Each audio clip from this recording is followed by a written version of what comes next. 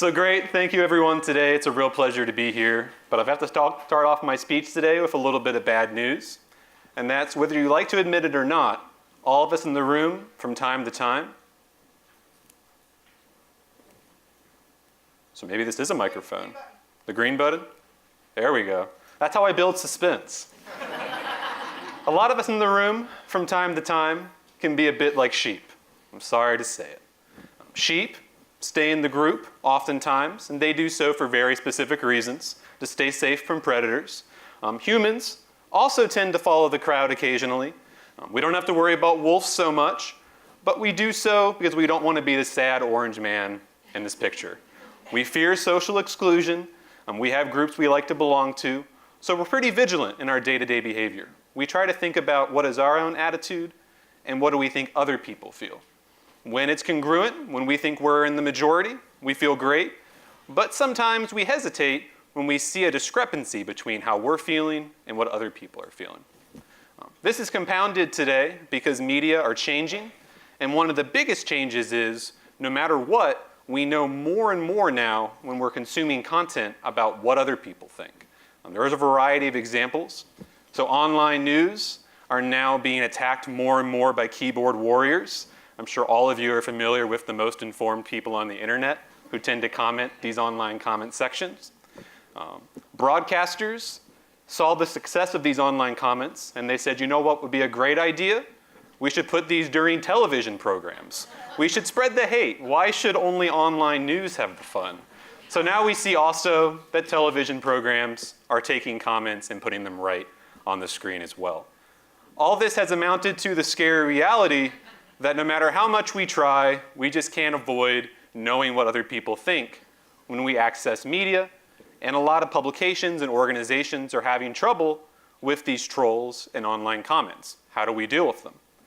Well, in my research and the research of others, what we're trying to do is say, if we can understand why these effects are occurring, why we're so persuaded by the crowd, then perhaps we can do something about it.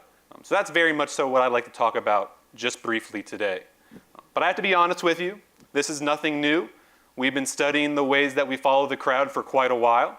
So many of you might be familiar with the example behind me.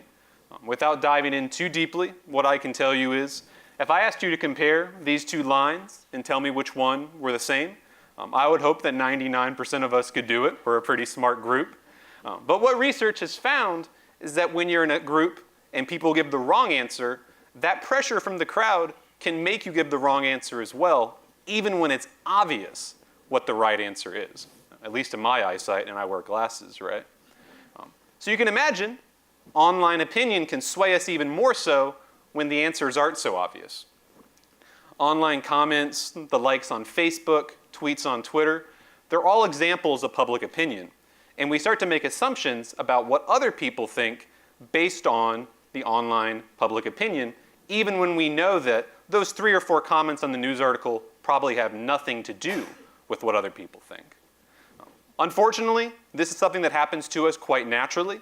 We like to generalize from small examples and make overall assumptions. So imagine today, on the way to Frank, if you came across this example of parking here in Gainesville. If a friend later asked you what was parking like in town, you might say, well, Frank was awesome, but let me tell you what, people in Florida can't park. Now, obviously, this is an isolated incident, at least I hope so, but we still can't get over this tendency, especially when we encounter negativity, to generalize from specifics to the population overall. What my research suggests is that social media affects us in much the same way. You might be reading on Facebook and see 3 to 4 people who have had something nasty to say, but psychologically, we can't help ourselves. We begin to make generalizations to the crowd, and from there, the crowd can have negative consequences for how we evaluate content. So the New York Times, if you encounter upon some particularly grumpy people, perhaps you assume the crowd overall is displeased, and from there, this displeasure biases the way you evaluate news, leading us to when you take the exact same news in experimental contexts, people's opinions of it in terms of credibility, in terms of importance, will vary entirely based on what other people are saying. So why does this happen? Why do we like to follow the crowd? Well, it's not totally our fault.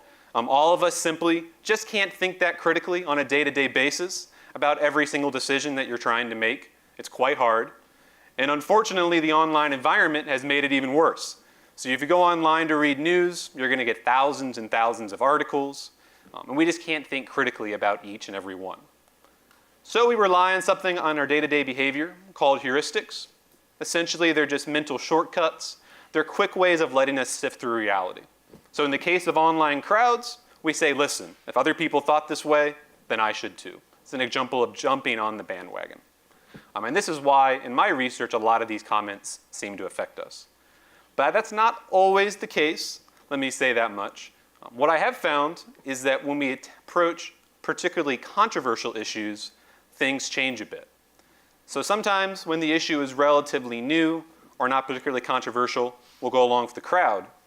But when the topic is really polarized, we come into a situation where we also assume that what we think is representative of the group. It's something called the false consensus effect.